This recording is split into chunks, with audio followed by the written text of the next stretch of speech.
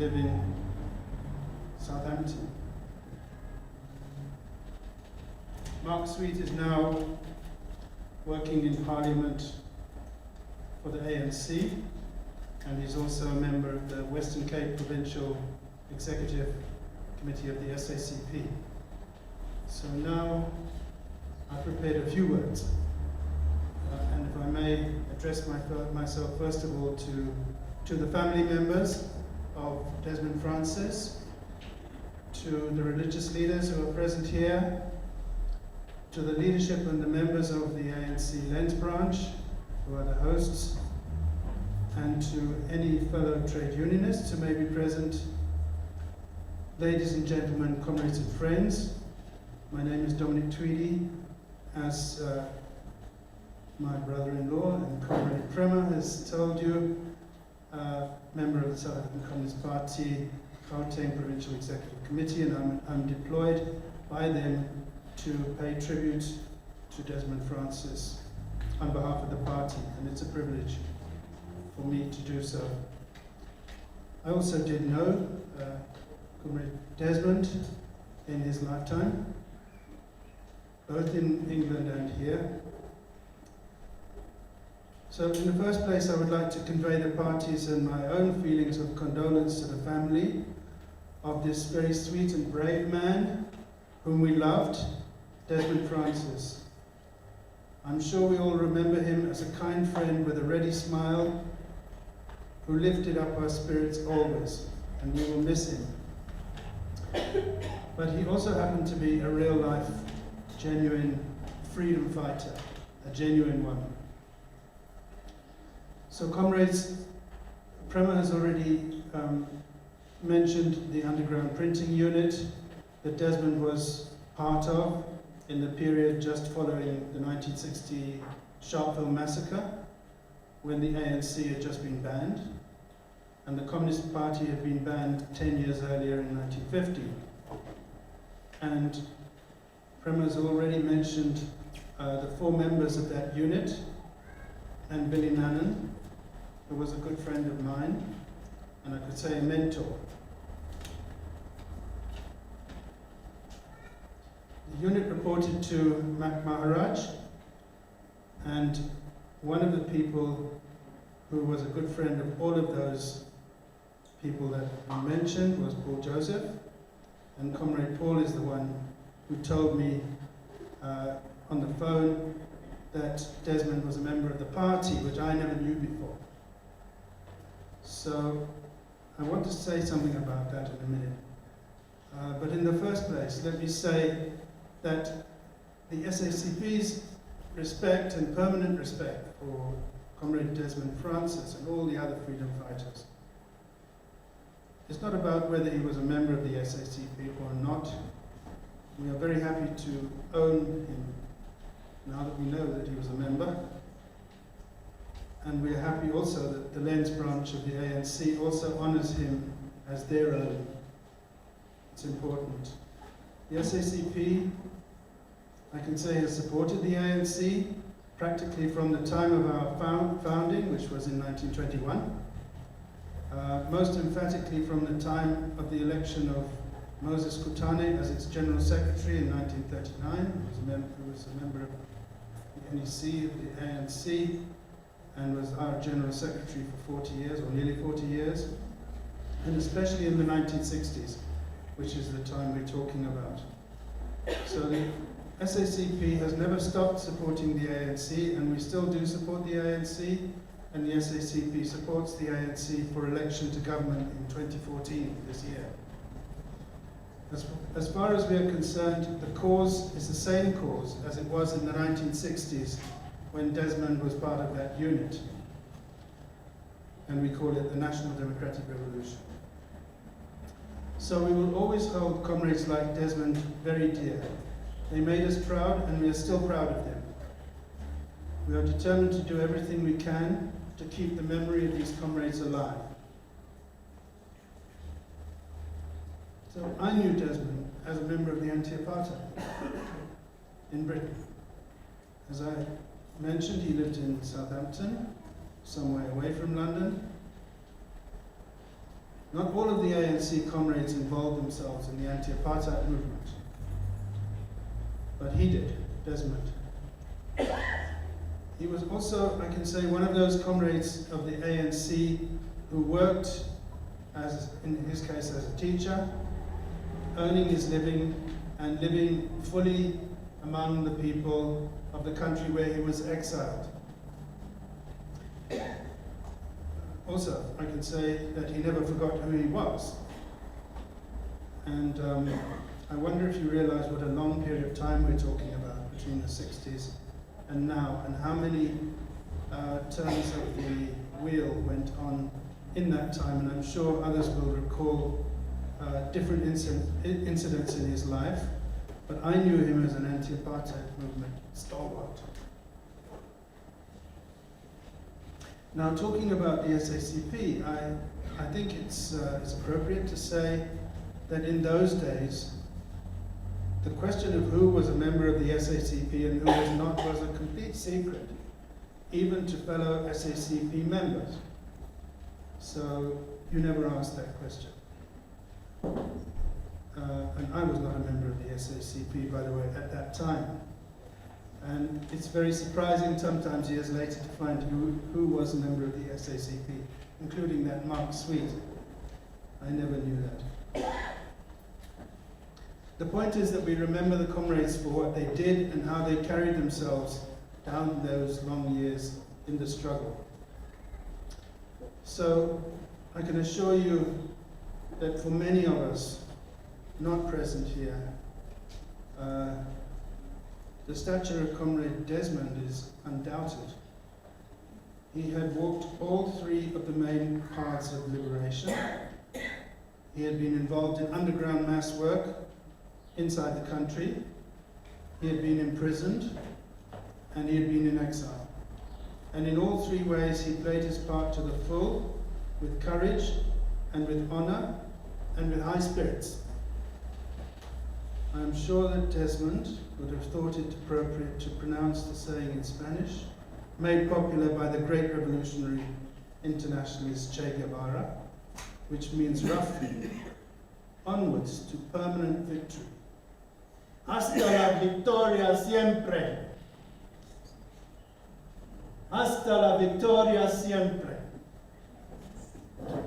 To the permanent victory. Thank you, Comrade Colonel.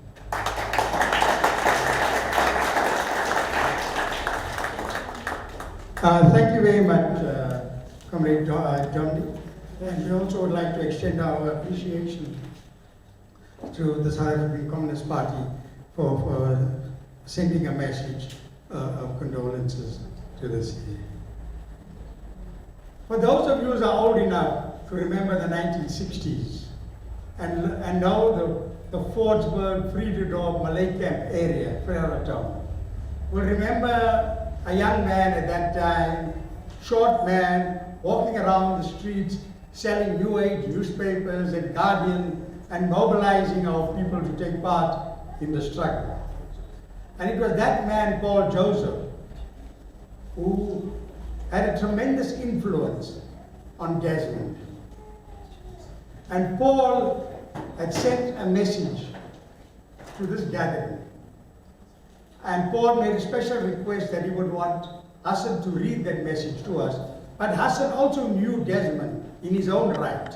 And Hassen will want to talk about his own experience in meeting with Desmond. Thank you, Hassen.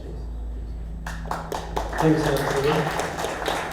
I'm sitting near to the flag, so you don't have to think I've joined EFF. Listen,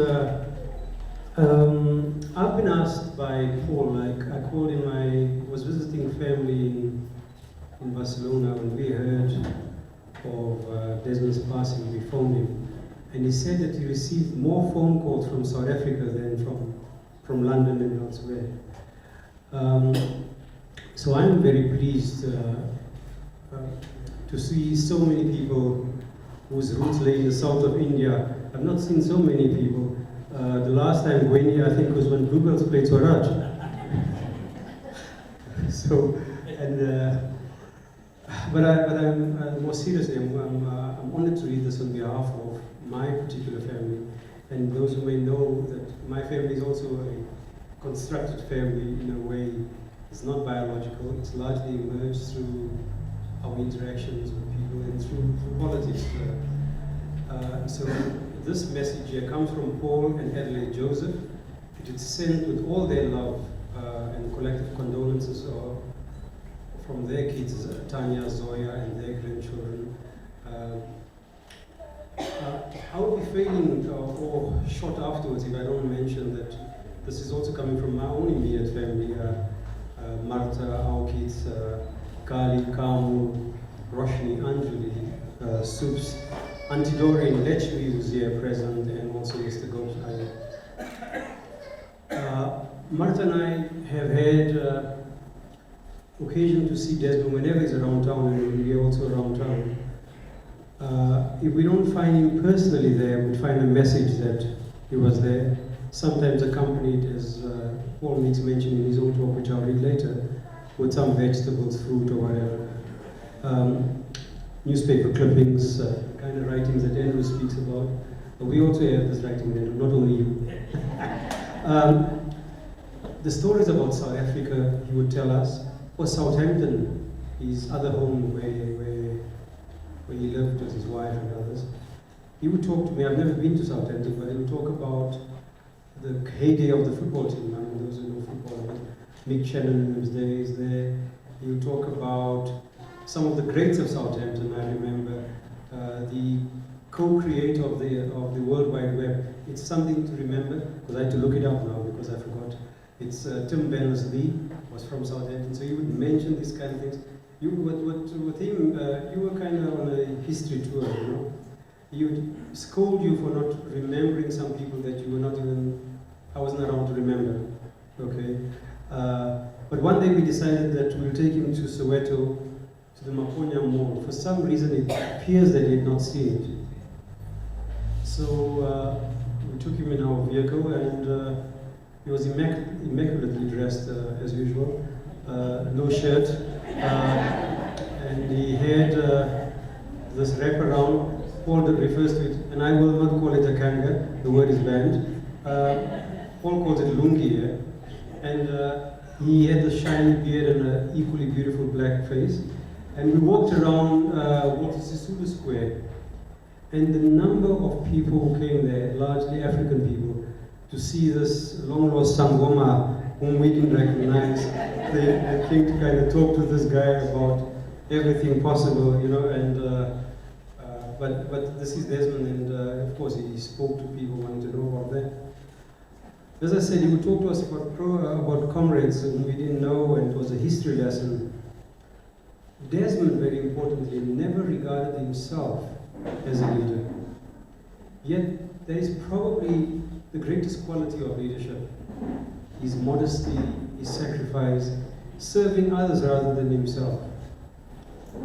So today when I hear and when I read Paul's message and I hear Dominic and others talk about him, I think there's something that I and others can learn about this form of leadership.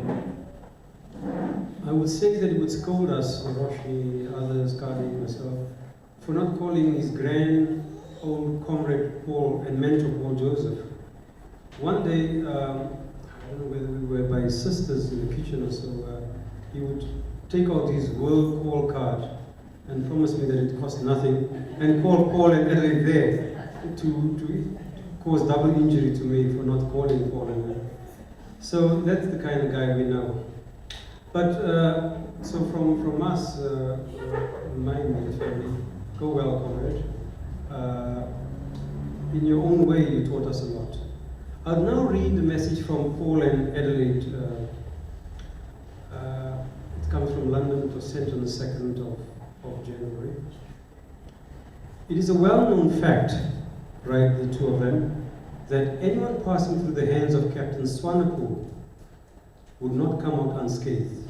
Swanepoel was dubbed the Beast of Belsen. One such victim was Desmond Francis.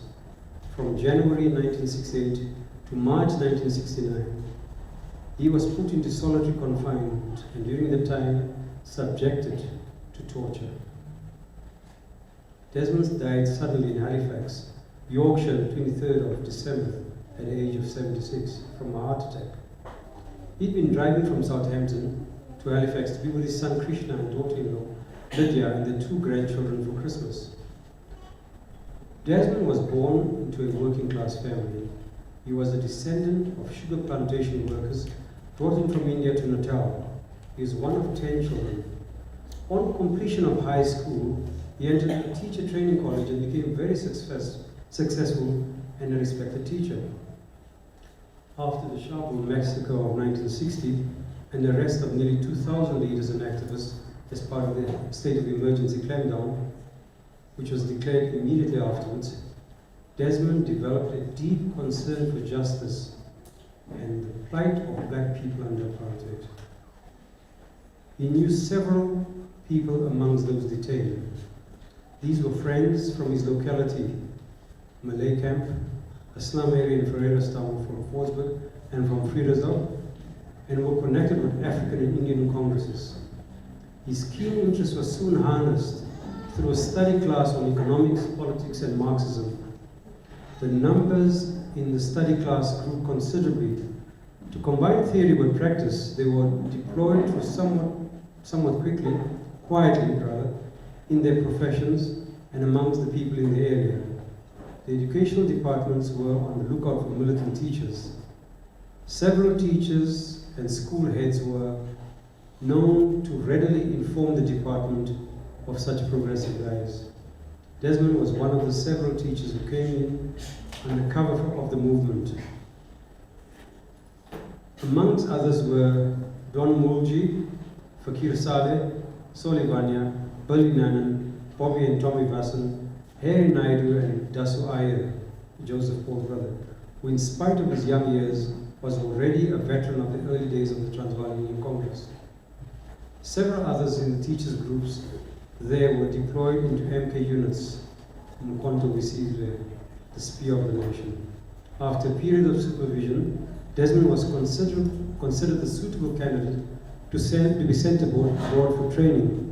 Before Desmond left for London, I advised him to avoid any debate or discussion about the Sino-Soviet conflict. At that time, for those of you who don't know, there was a separation. The Communist Party of China and the Union Soviet republics were not seeing eye to eye. So Paul said, stay away from that. Paul was his mentor. His job was to get training and to return home. Don't get involved, Paul said. So Desmond arrived in London and was received by Yusuf Dadu, Dr. Dadu, and Vela Pillay, who had been sent a coded message from Maharaj. Desmond was to have been sent to Czech Republic, Czechoslovakia for special training, but for some explained reasons, the arrangement was bungled. Desmond was left in limbo, frustrated, with few savings. He got a temporary job as a messenger at the International Defence and Aid Fund, working alongside Dasu Iyer and Benny Bansi. When he saw a notice in the publication for a vacancy in the school in Livingston, Zambia, he immediately applied and got the appointment. It was there that I, Paul, met Desmond again. Paul, I crossed the border illegally into Botswana to get temporary asylum, and then made my way back to the banks of the River Chobe and Zambezi, where I and some fellow South Africans, Mozambicans and Namibian refugees were put up some grass huts. This was in Gazangula. Desmond heard of my presence in Gazangula and made crossings by ferry from the Zambian side to bring us provisions and newspapers. It was only then that I discovered what went wrong with the arrangements for Desmond. From the tone of his and the nature of his explanation, it was clear that Vela had had an influence on Desmond's political position, which shifted to a pro-Chinese view, something which he had been told specifically to avoid. He told me that Yusuf Dadu never got back to him with the £300 he had acquired from his South African Teachers' Pension Fund, he gave to Vela the money as a contribution for the airfare to London. He did this on his own. The money was intended for the party. Desmond was unaware that Vela had left the South African Communist Party. Vela was clearly in a quandary. He had been a loyal member of the Communist Party for many years and was a key man in London. The CP was staunchly pro-Soviet, this is how CP says. But Vela was also employed as an economic advisor for the Bank of China. He was at that time the best qualified and perhaps the only banker from Southern African liberation movements to have this kind of job. His banking knowledge was of international standing. Paul further remembers, when I crossed the Zambezi, my first making my way to Livingston, where I stayed with Desmond for a few days. Later, I moved off to Lusaka, as I was only allowed several days in Zambia. I met a couple of South Africans in Livingston and a few more in Lusaka.